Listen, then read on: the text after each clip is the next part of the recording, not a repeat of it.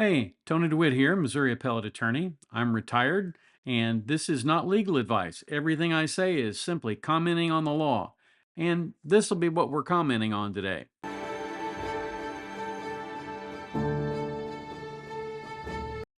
I suppose it's a little premature because there could be things that happen in the case that um, might drag this out a little bit longer, but it feels, with the conviction of Jeffrey Williams, like the heart and soul of the YSL case has been removed.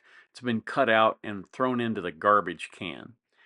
And I really want to do a bit of a post-mortem on it because there is an awful lot to unpack in this case. Now, first of all, there is the whole idea that this man is a rapper and the state went after him essentially on the basis of his music and used the words and things in his music to convince people that, he was a dangerous guy. And he may very well be a dangerous guy, but he doesn't come off that way in trial. Now, he might be more than happy to slit my throat. I don't know, but I don't see that in him. So, lawyers and judges and politicians all talk about due process of law. But few of the politicians really understand what that means. But a really good example of it came up in this YSL case in Atlanta last week, where in this sprawling trial with multiple defendants and multiple charges, the state, owing to the ineptitude and incompetence of the prosecutors, admitted evidence of a prior conviction which had been previously excluded by the court. And of course, the reason it's previously been excluded is because it's not proper evidence. If this had been the first time there had been a slip up by the prosecution in this long running soap opera of a trial, that would be one thing. But this trial is now on its third judge. And there have been at least 30 motions for a mistrial for various prosecution blunders over the last several months. For the last month, it seemed like every other day the prosecution was being lambasted by the judge for various omissions and errors of commission as well. And of course, all of those various violations were completely innocent. Just ask the prosecution. Well, when this latest violation cropped up, the judge said she was seriously considering a mistrial request, and maybe the parties ought to work this out. In other words, wink, wink, nudge, nudge to the people who are the prosecutors. You're about to get mistried, and then you'll have to start over at square one. And there's no guarantee that you're going to start over at square one because the defense is going to argue, given the history of the case, that this is prosecutorial misconduct writ large. So the prosecution decided that they would try and put together a few plea deals. Now, as I mentioned, a mistrial would have been a debacle for the prosecution. They've spent thousands of dollars on this trial, and they've had folks like Mr. Williams locked up for more than 2 years. This was Fannie Willis saying she was going to clean up the street gangs. If she'd been mistried, she would have had a real problem. It would have been like the old I Love Lucy show. Lucy, you got some splaining to do. Well, that's kind of where we were at. She would have had some splaining to do to the voting population of Fulton County. So, for the first time in a long time, the prosecution became very interested in making a deal, and several of the lesser defendants took plea deals the other day. But on Thursday of last week, which would have been the 31st, Halloween, the young thug himself, Jeffrey Williams, he took a plea deal. 57, participation in criminal street gang activity. How do you plead? I plead guilty. As to count 58, violation of the Georgia Controlled Substances Act. How do you plead? Guilty. As to count 59, violation of the Georgia Controlled Substances Act, how do you plead? Guilty. As to count 60, violation of the Georgia Controlled Substances Act, how do you plead? Guilty. As to count 61, possession of a firearm during the commission of a felony, how do you plead? Guilty. And as to count 1, conspiracy to violate the Racketeer Influenced and Corrupt Organizations Act, how do you plead? No law. As to count 56, participation in criminal street gang activity under the leadership charge, how do you plead? No law. I think you didn't ask about count 62. As to count, thank you, Your Honor. As to count 62, possession of a machine gun, how do you plead? Guilty. And there you have the judge again proving the ineptitude of Adrian Love, who just skipped an entire count that this man was pleading guilty to, which is pretty amazing. All the deals before that had been offered had included the requirement that anyone who was pleading would have to testify against the other defendants. Now, the supposed ringleader was Jeffrey Williams, or Young Thug. He was the head of the snake, according to the prosecution. They let several others out with relatively minor convictions, but when it came to Jeffrey Williams, they were not willing to do a negotiated plea, where, for example, as part of the deal, the prosecution stipulated to a finite sentencing range, meaning we'll allow you to plead guilty and we will recommend a sentence in between 5 years and 10 years or whatever it would be. They didn't want to do that. They absolutely refused because, again, he was the head of the snake. In spite of this, the defendant agreed to take responsibility and accept punishment on an open plea. Now, an open plea is where you come in with no promises from the prosecution whatsoever with regard to what they're going to recommend, and you basically say to the judge, I'm putting my life in your hands, Judge. I'm hoping that you're going to be fair. I'm willing to take accountability for my misdeeds, such as they are, and as a result, I'll do this, without having to negotiate a sentencing range. So on this open plea, the prosecution got to argue for the maximum sentence, and they argued for 45 years, and they said 20 would be hard time in prison, and then the last 25 he could serve on probation. The evidence has shown that the defendant, throughout the time between 2013 to 2022, conspired with both indicted and unindicted co-conspirators to participate in the enterprise known as Young Slime Life, or YSL, through a pattern of racketeering activity.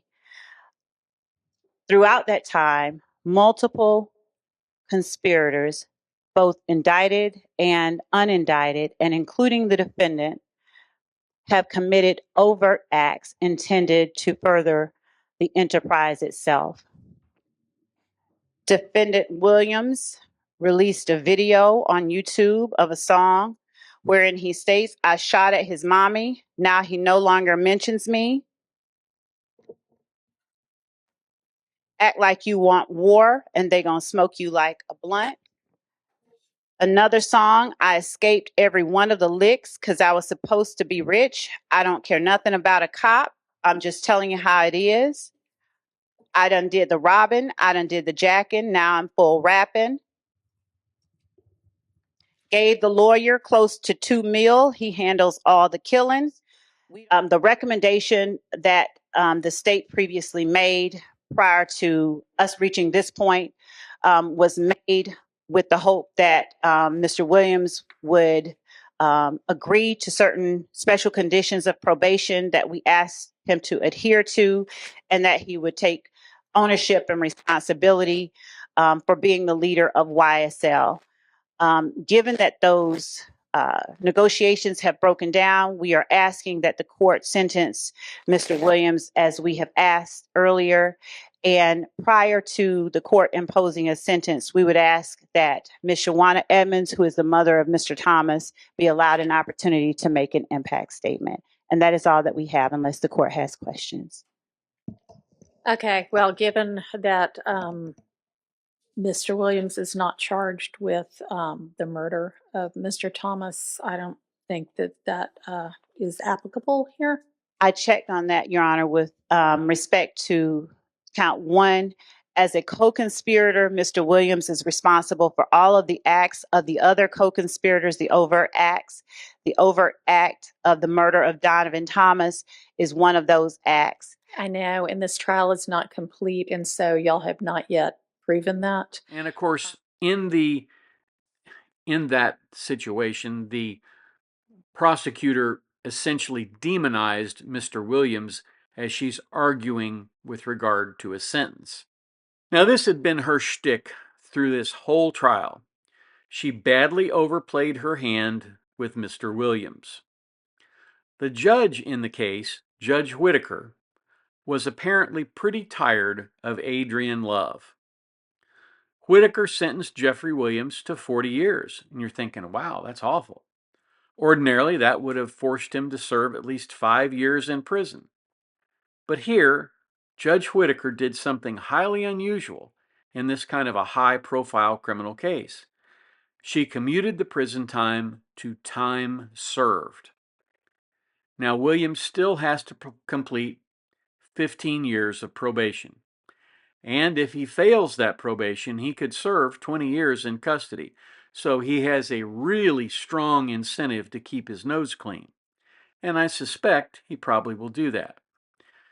Now, the judge wasn't finished with Mr. Williams. She placed some travel restrictions on him. She barred him from the Atlanta metro area and mandated that he have no contact with any of the affiliated gang members. And he has to perform community service. And that community service is basically doing presentations to school and community groups about the real dangers of gang violence. And I would assume how easy it is to get caught up in it, how rap music tends to glorify that, but there's really nothing there to be glorified. There is a chance that Mr. Williams could do some real good in that regard. We'll have to see how it works out. What's interesting to me is that instead of sending a message on the issue of gang violence and cleaning up the streets like Willis's team promised to do, that team managed instead to let YSL's head of the snake walk out of the courthouse on probation. A clear win for someone that the prosecution described in terms like Al Capone. What wound up beating the prosecution here was great lawyering on the part of the defense. And what also beat the prosecution was very sloppy, inept lawyering by the prosecution. As usual, what happened behind the scenes and that no one in the public saw or heard is likely what made the difference, and it's all related to this issue of due process. A defendant has a right to a fair trial. That means the prosecution cannot withhold evidence. They did. And they cannot admit evidence that's been excluded. They tried. And in fact, that's what the mistrial was all about. At least the last mistrial. There have been so many. A defendant's lawyers get access to exculpatory evidence. That's the Brady rule. And in several instances, the prosecution, sometimes with the help of a prior judge, essentially conspired to deprive them of that information and evidence. And that was at the heart of the brouhaha that worked itself up around the ex parte contact between the judge and the prosecution and Lil Woody. Now, I've spoken at length on here about motions in limine. And in a motion in limine, the defendant will identify the evidence that has to be excluded, for example, like any prior convictions, because just because someone committed one crime in the past doesn't make it more likely that he committed this crime for which he's on trial. You get tried for one crime at a time. After identifying that evidence that has to be excluded, the defendant then cites the legal reason why that evidence must be excluded. And in this case, the Georgia rules of evidence say that evidence of a criminal conviction can only be admitted for purposes of impeachment if the defendant chooses to testify.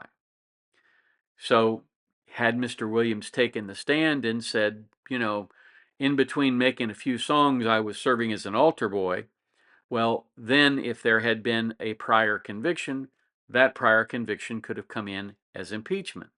But unless and until he was going to testify and did testify, prior convictions were not proper. And in this particular case, it wasn't really the conviction of Mr. Williams that was at issue. It was the conviction of one of the other individuals who were on trial here. But the problem is that washes over every other defendant because this is a RICO claim. And when you adduce evidence at trial that goes against one, because it's a RICO claim, it really goes against all of them. And all of the defendants made motions for a mistrial. And as a result of that, the court said, I'm really considering this. It'd be good if you guys could go work this out. Now, given that there is a hard rule on this issue of prior convictions, courts generally are going to enforce the prohibition unless it's waived. Now, while the prosecution would certainly try very hard to get the evidence in anyway, for example, if the defendant foolishly opened the door, the court would rule the evidence inadmissible in that motion in limine and order that it be excluded, not brought up at trial. And if it was to be brought up at trial, well, you had to approach the judge first. You may recall in the Kyle Rittenhouse case how when the prosecutor brought up something that he clearly had told was excluded, the judge lit into him because he said, you think that the door is open, but I get to rule on whether the door is open, and it's not open. And so those are the kinds of things that I think really test a judge's patience. And I think here that also happened. It tested the court's patience. So when this reference to a criminal conviction appears on an item of evidence that's admitted at trial, that's a violation of the court order. And it's also an ethical violation if it was intentional. Now, after 96 prior gaffes, that's a little bit of hyperbole, okay? Just, hyperbole alert. It's likely intentional. A mistrial could certainly have been granted and would certainly have been upheld on appeal if Judge Whitaker had done that. In point of fact, there's really no way that any conviction obtained in this trial would have gone and been affirmed on appeal. They had gone so long, there'd been so many prosecution missteps, and with the hideous ex parte contacts between the judge and the prosecution, making it appear that the railroad tracks were being laid down and the steam engine was being warmed up, I don't think there's any chance that this would have been affirmed on appeal. There was simply too much structural error, and it all harmed the defendants. Had Steele and his crew not planned so effectively, briefed so perfectly, and argued so vociferously, the result might well have been different. The real question here is whether the state will learn any lessons from this. Adrian Love was thought to be the cream of the crop on the DA's staff. And if that's their best prosecutors, well, I would say that they have, in my opinion, a pretty weak bench in that office. And it seemed on a daily basis that woman was unprepared for what she was supposed to do. But worse than being unprepared, she was rude and disrespectful to opposing counsel and often to the court. No one in that courtroom was having any fun. That's the absolute truth. For all practical purposes, the trial's over. 2 defendants remain, and no one wants to be the last guy standing with all the guns pointed in his direction. I suspect the remaining defendants will get pleas too. But if not, at least they'll get tried by a fair judge. I really like Judge Whitaker. I think she's taken over this case and done a fine job with it. And so perhaps the next important question is whether the voters of Fulton County have learned their lesson about hiring folks who talk like they're the best prosecutor in the country and practice like a second-year law student. So that's what I have for you today. Thank you so much for being here. If you have the opportunity today, do a kindness for someone. Like, share, subscribe, all those things we ask everybody to do in these cases. If you would, take a moment or two to drop me a comment. Let me know what your thoughts are about the YSL trial. Or you can send me an email at the address above. Either way is fine. You can send me suggestions for trials you'd like to see covered and other things too. Don't have to just limit it to comments here on the videos. And if you have time to do a kindness, that's great. Then come on back down here tomorrow. Join me at the beach. We'll talk about something else. I shouldn't have to say this, but you don't seek legal advice from a guy down at the beach. You seek it from a lawyer in a lawyer's office, where there are people running around in suits and secretaries and all kinds of other people.